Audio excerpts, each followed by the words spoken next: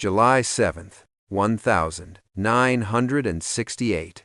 Wells Restaurant, Harlem. Bumpy Johnson collapsed from a heart attack while eating breakfast. He was 62 years old. 3 days later, his funeral drew thousands. Politicians, jazz musicians, community leaders, and standing in the back, trying not to be noticed, was Frank Lucas. Before we dive deeper, tell me in the comments where you're watching from. Grab yourself a warm drink, maybe a cup of tea or just some water, and sit back as we begin this journey together. Frank hadn't been seen in Harlem for 3 years. Most people thought he was dead, but there he was, waiting until everyone else had paid their respects. Then he walked up to the casket, knelt down, and whispered something that nobody else could hear.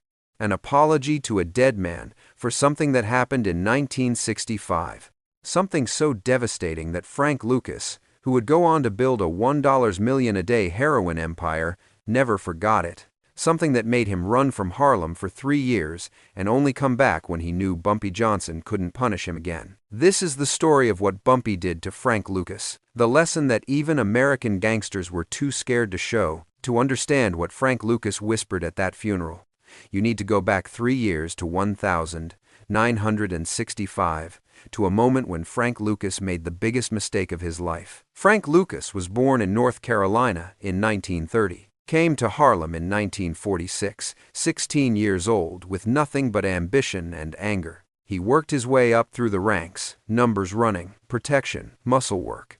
By the early 1960s, he was making decent money, but decent wasn't enough. Frank wanted to be rich. He wanted to be powerful. He wanted to be somebody. In 1964, Frank went to Vietnam, not as a soldier, as a businessman.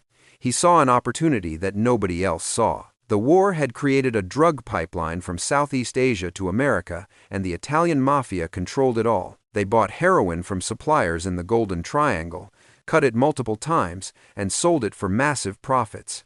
Frank thought, why pay the middlemen? Why not go straight to the source? He made connections in Thailand, negotiated directly with suppliers, arranged for pure heroin to be smuggled back to the States in the coffins of dead American soldiers. It was bold, it was ruthless, and it was about to make him millions. When Frank got back to Harlem in early 1965, he was ready to revolutionize the drug game. He had the purest product in New York. He could undercut the Italian mob's prices and still make a fortune. He had his territory picked out, 116th Street, right in the heart of Harlem. There was just one problem: Bumpy Johnson. Bumpy Johnson was 59 years old in 1965. He'd been the king of Harlem for 20 years. He ran the numbers, controlled the protection rackets, settled disputes, and most importantly, he had one unbreakable rule: no hard drugs in Harlem. Bumpy had seen what heroin did to communities. He'd watched it destroy families in Chicago, Detroit, Philadelphia. He'd seen kids turn into addicts, mothers lose their children, neighborhoods rot from the inside out, and he'd made a promise to Harlem. Not here, not in his neighborhood. Everyone who operated in Harlem knew the rule. The Italian mob respected it. They sold heroin everywhere else in New York, but not in Bumpy's territory. Local dealers knew it. Even the police knew it. If you wanted to work in Harlem, you followed Bumpy's rules. But Frank Lucas wasn't interested in rules. He was interested in money. Frank set up his operation quietly. He didn't announce it, didn't advertise, just started moving product through a network of young dealers who were hungry enough to take the risk. Within 2 weeks, Frank was making $50,000 a week. In 1965, that was an unbelievable amount of money. He was selling pure heroin. He called it blue magic, at prices that made the Italian mob's cut product look like a joke. Customers came from all over the city, and word spread fast. It took exactly 12 days for Bumpy Johnson to hear about it. Bumpy didn't storm in with guns, didn't send a message through violence. He did something much more frightening. He invited Frank to lunch. They met at Wells Restaurant, the same place where Bumpy would die 3 years later. It was a Tuesday afternoon, quiet, just the two of them at a corner table. Bumpy ordered breakfast food, even though it was 2 p.m. Frank ordered coffee, too nervous to eat. I hear you've been busy, Bumpy said, cutting into his eggs. Frank tried to play it cool. Just trying to make a living, Mr. Johnson. Making a living is fine, Frank. I respect that. But you're selling heroin on 116th Street in my neighborhood. It's good business, Frank said. People want it. I'm just providing a service. Bumpy set down his fork. His voice stayed calm, but something in his eyes changed. Frank, I'm going to give you some advice, and I'm only going to say this once. Stop selling that poison in Harlem. Take your business to Brooklyn, the Bronx, Queens. I don't care, but not here. With all due respect, Mr. Johnson, that's the old way of thinking. This is the future. This is your first warning, Bumpy interrupted. I'm giving it to you out of respect for the work you've done. You're a smart kid. Don't make me give you a second warning. Frank should have listened. Any other man in Harlem would have listened. But Frank Lucas was 35 years old, making more money than he'd ever seen, and convinced he was smarter than everyone else. He kept selling. 2 weeks later, Bumpy called Frank again. Same restaurant, same table. But this time, Bumpy wasn't polite. I told you to stop. Mr. Johnson, I hear you. I respect you, but this is business. I'm not hurting anybody. People are going to buy drugs, whether I sell them or someone else does. At least I'm keeping the money in the community. That last line was a mistake. Bumpy's jaw tightened. Keeping the money in the community. Bumpy repeated slowly. Frank, do you know what heroin does? It doesn't just hurt the person using it. It destroys families. It turns mothers into addicts who can't take care of their children. It turns young men into thieves and killers. It hollows out neighborhoods from the inside. That's not keeping money in the community. That's burning the community down for profit. That's their choice, Frank said. I'm not forcing anybody. You're feeding poison to people who don't know better, and you're doing it in my neighborhood. Your neighborhood? Frank's voice had an edge. Now, with all respect, Mr. Johnson, you don't own Harlem. Times are changing. The old rules, Bumpy said quietly, are the only reason you're still breathing right now. Frank leaned back in his chair. Is that a threat? No, Frank. It's your last warning. Stop now or you'll regret it. Frank Lucas walked out of that restaurant convinced Bumpy Johnson was finished. Too old, too soft, too stuck in the past to understand that the game had changed. Frank went back to 116th Street and doubled his operation. Bumpy Johnson didn't believe in unnecessary violence. He believed in precision, in knowing exactly where to apply pressure to make a system collapse. Frank Lucas's operation depended on several key elements: suppliers, transportation, distributors, protection, and most importantly, trust. If any one of those elements disappeared, the whole thing would fall apart. Bumpy decided to make them all disappear. It started on a Monday morning. Frank's main heroin supplier in Thailand was a man named Chen Lee. Chen had a son studying at Columbia University in New York. The son had a gambling problem. He owed money to several bookies who worked for Bumpy Johnson. Bumpy made one phone call. Within 4 hours, all of Chen Lee's son's gambling debts were forgiven, completely erased as a gift with a message. Bumpy Johnson is a friend of your family. When Chen Lee heard this, he understood immediately. This was a warning disguised as a favor. Bumpy was saying, I can reach your family any time I want. I can help them or hurt them. Choose wisely. Chen Lee stopped taking Frank's calls. On Tuesday, Bumpy handled the transportation issue. Frank was smuggling heroin in coffins of dead soldiers being flown back from Vietnam. It was a brilliant, terrible scheme, but it required cooperation from several people. Military officials, mortuary workers, customs agents, people who were being paid off. Bumpy didn't try to pay them more. He didn't threaten them. He just made sure they understood something simple. The FBI was watching Frank Lucas. Not actively investigating yet, just watching. And anyone connected to his operation would eventually be connected to a federal case. Bumpy had a friend in the bureau, an agent named Turner, who'd grown up in Harlem. Turner didn't leak classified information. He just started asking questions, casual questions. Do you know anything about Frank Lucas? We've been hearing his name. That was all it took. The military officials, the mortuary workers, the customs agents, they all stopped cooperating. The risk wasn't worth it anymore. By Wednesday, Frank couldn't get product into the country. On Thursday, Bumpy destroyed Frank's distribution network. Frank's dealers were young, hungry, and loyal to money, not to Frank. Bumpy sent his people to have conversations with each dealer. Not threats, just information. You know Frank's supplier disappeared, right? You know the feds are asking about Frank. You know Frank's not going to be able to protect you when this all falls apart. Some dealers quit immediately. Others tried to hold out, but when they saw their colleagues walking away, they followed. Within 48 hours, Frank didn't have a single person willing to sell for him. By Friday, the money started disappearing. Frank had stash houses all over Harlem, apartments where he kept cash, product, weapons. He'd been careful. Only his most trusted associates knew the locations. But Bumpy knew people.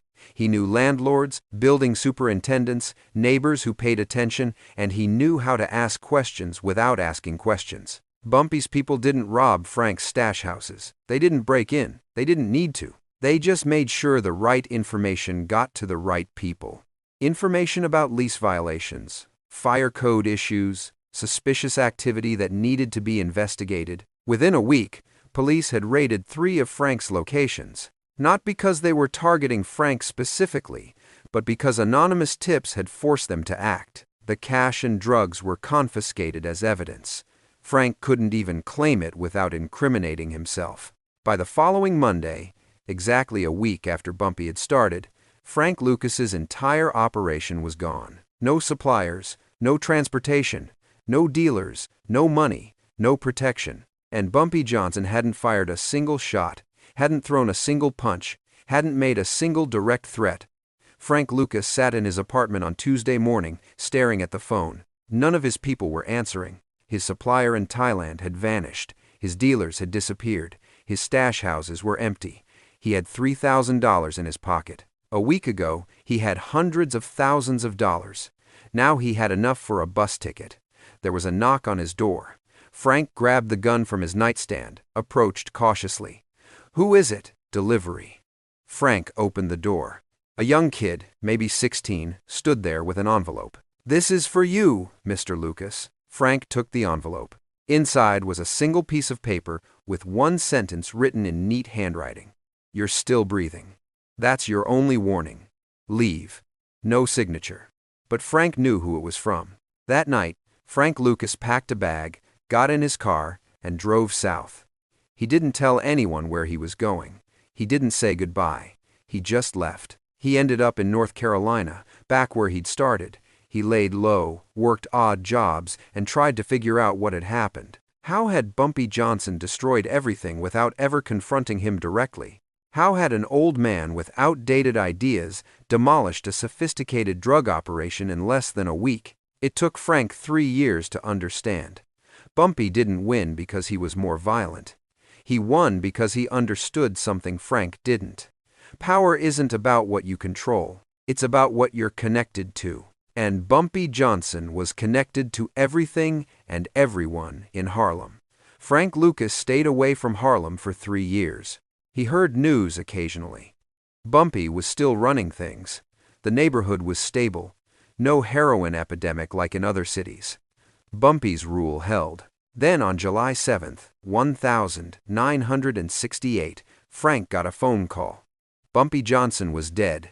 Frank drove up from North Carolina for the funeral. He stayed in the back, watched hundreds of people pay their respects to a man who'd ruled Harlem not through fear, but through respect and intelligence. When the crowd thinned, Frank walked up to the casket. He looked at Bumpy's face, peaceful now, and thought about that lunch at Wells' restaurant.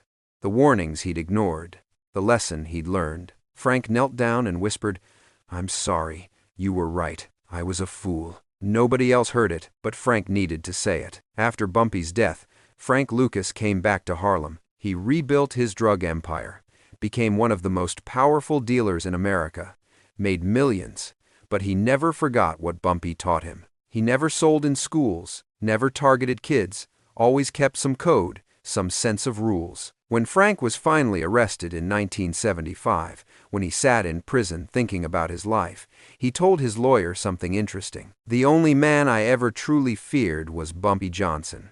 Not because of what he did, but because of how he did it. He could destroy you without you ever seeing it coming." That's the lesson Bumpy Johnson taught Frank Lucas in 1965. Power isn't about violence. It's about knowing the system so well that you can take it apart piece by piece, quietly, efficiently, without anyone realizing what's happening until it's too late. Frank Lucas became famous. There were books about him, movies about him.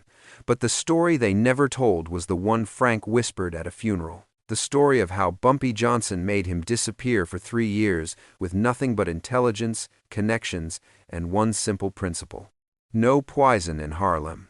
Look, if this story showed you a different side of power, the smart side, the strategic side, remember, the most dangerous man in the room isn't the loudest. It's the one who knows exactly which thread to pull to make everything unravel. Are you mistaking the power of money for the true authority of a king? The truth is, the world does not fear the man with the most guns. It fears the man with the most principles. You can build a $1 million empire, but without a foundation of honor, it will crumble with a single snap from someone who knows how to hold people's hearts. In the volatile Harlem of the 1960 seconds, Frank Lucas tried to break the classic rules for profit from White Death. He believed that money and direct supply were enough to topple the old order. But Bumpy Johnson taught his junior a lifelong lesson about controlling a system without violence. Bumpy didn't use muscle. He used his network to sever every vein of his opponent. Strategic intelligence allowed him to dismantle an entire system with just a few well-timed phone calls. The head always stays in front of the gun. The honor of a boss lies in protecting the community from the poison that destroys the future. Loyalty in Harlem wasn't born from fear, but from Bumpy's respect for his own moral boundaries. Those who betray the community's interest are soon purged by the community itself. Frank's power was borrowed power from money, while Bumpy possessed inherent prestige. When the money vanished, Frank was alone. But when Bumpy spoke, the entire social system listened. True power is when you don't need to be present for your laws to be followed. In modern business and relationships, core values and trust remain your greatest assets. Perhaps sustainable growth doesn't come from taking shortcuts at all costs, but from building an ecosystem where every link respects you.